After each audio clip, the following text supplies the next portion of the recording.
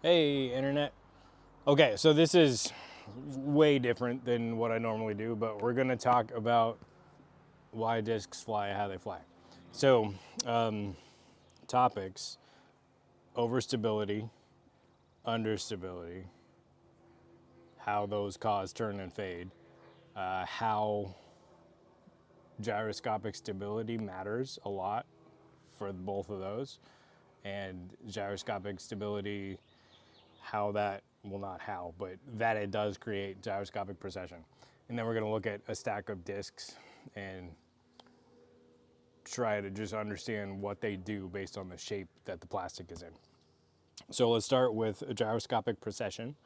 That is the reason our sport is fun, in my opinion. So when something is spinning quickly, it has yeah, we'll start with gyroscopic everything. We'll just do everything.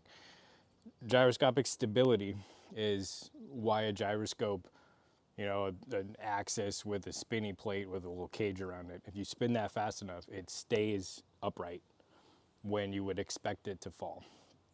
That's because the momentum in the part that's spinning around wants to resist falling off of the plane that it's rotating on. It's that simple.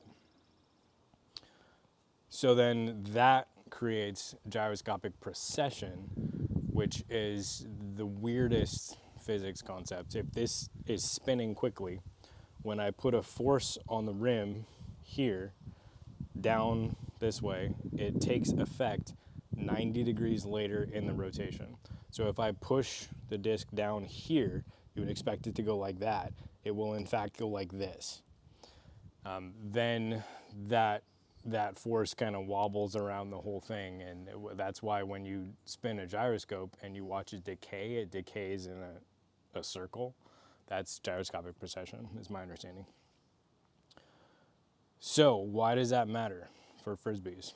It matters because we're primarily concerned with forces on the nose. So if this disc is flying towards you, we're worried about if air is being pushed down, pushing the nose up, or if the nose is pushing air up, which pushes the nose down. And then that, through gyroscopic precession, has an effect on the flight of the disc, but only if that force is stronger than gyroscopic stability. So let's get into examples. This is a Discraft Zone. It's a pretty well-known classic overstable disc. It has a very flat top. Top is flat.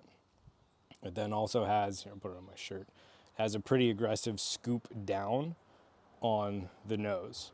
So air coming over the top just goes, doesn't care, doesn't get deflected over an airfoil. So for example, this is an Innova Mamba. It's very understable. It has an airfoil. It has a dome that is high, and the bottom of the disc is really pretty flat. It doesn't have a lot of scoop down like a Zone does. So air over the top, not deflected. Air under the bottom gets pushed down, which pushes the nose up. So when that is the dominant force, if this disc is flying towards you, away from me, if the dominant force is an up force on the nose, that takes effect 90 degrees later, it lifts this side of the disc and the disc fades to the left.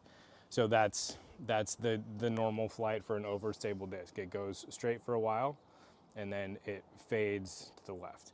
Why it goes straight for a while is because when it comes out of my hand, if I've snapped it well, the spin is such that the gyroscopic stability is the dominant force. And then the disc will continue to fly straight, not deviating from its roll at all. When the spin starts to fade due to drag, spin slows down, then the up force on the nose matters more, and the disc starts to drift to the left. There's also a force that I don't entirely understand because I haven't done this level of research, that discs tend to drift into a little bit more nose up towards the end of their flight. That's something I'm not going to cover here. There's also ideas about the center of lift or center of pressure on a disc when it is acting like a wing, that actually moves during the course of the flight. Those two things may be correlated. I haven't done enough research to understand that level of it, But what I do have is a functional working model that describes everything I've ever seen a disc do in flight. And that's all we need. We don't actually need to understand those other things. If you want to, that's great. Go do the research. The material is out there. Also, this is not anything that hasn't been covered already.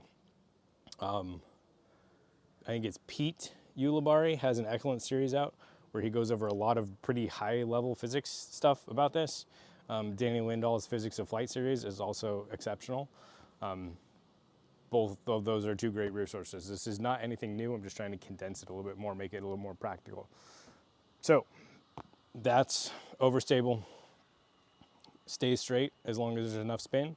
Once there's not enough spin, nose gets pushed up, which pushes the right side of the disc up for a right-handed, back-handed player, and the disc begins to fade. Yeah, we'll go over shot shapes more in another video if folks are interested. So that's overstable, understable, Discraft Mamba, lots of dome, not a lot of scoop down. So this is where things really get interesting, is in understability. So the same things are gonna happen towards the end of the flight. This will still fade a little bit, not as much because it doesn't have that aggressive down scoop. But the beginning of the flight is more interesting for understable discs because this aggressive down swoop of the nose, when air comes at this shape, it's deflected up and it goes over the airfoil and then rejoins the air that was on the bottom. So that creates aerodynamic lift. There's a negative pressure up here that sucks the disc up. Then you can get into the center of pressure, center of lift stuff, which is more than we need. But that's where that would come in. What we care about for a functional model is force on the nose. So if the disc is thrown with sufficient spin and at a moderate speed, it will be in stable flight. It will go straight. If the disc is what I think of as overdriven, if it's thrown too fast for the gyroscopic stability of any given spin rate, then the down force on the nose, again, air coming in is deflected up, which pushes the nose down. If that force can overcome gyroscopic stability, so if you have more airflow than you have gyroscopic stability, you get a force on the nose. So then if I'm throwing towards you, that'll be a down force on the nose for a right-handed, back-handed player. That'll take effect 90 degrees later, and the disc, as it is leaving me, will turn to the right. So this is a hyzer flip or a turnover, anything that turns right. If I throw here, the disc comes out of my hand and then flips up to flat or beyond flat. That is high-speed turn. That's happening because the nose is being pushed down, which is pushing the right side of the disc down. A common misconception is that more spin creates more turn, and that is factually incorrect. More spin creates more gyroscopic stability, which would actually resist turn. Why people get confused on that is spin and speed tend to correlate. If I throw faster, the disc will also tend to have more spin. So that's why people think that spin makes turn, but it's actually more speed that makes more turn because there's more air pushing the nose of the disc down, which can overcome gyroscopic stability and cause the turn. So that's primarily what happens in an understable disc. So what about a neutral disc? This is a Mako 3. Its flight numbers are 00, and I'll get out of the way of the nose. So this is a relatively blunt nose. It's not as flat as the Zone was on top. So there's a little bit of dome to it, so that makes it more neutral. Its scoop down is not as aggressive here on the Zone. There's a down scoop, zoom, that pushes air down. Not so much on the Mako. It pushes air kind of down, but it doesn't scoop. So this is not as aggressive. This is going to be more neutral. So it has some up force on the nose and some down force on the nose and some lift from having a little tiny bit of dome. So this is going to turn a little bit if you throw it really fast. It's going to fade a little bit towards the end of the flight, but neither of those anywhere near as much as a very understable or a very overstable disc. So it's neutral. And you can just see that in the shapes of the nose. So then another example of an overstable disc, but how it ends up being somewhat neutral. This is a classic DX rock. So here we see, try to get the lighting good, pretty aggressive down scoop. That's what the overstability comes from. This is an 03, but then it still has a little bit of dome. It has a reasonable amount of dome. So that is why a rock, especially in DX, when it gets beat in, it will have a decent amount of flip up. It will have some high speed turn, but then it will still always have a reliable finish to the left for a right hand backhand player. So the reliable finish is the down scoop. Lighting is hard.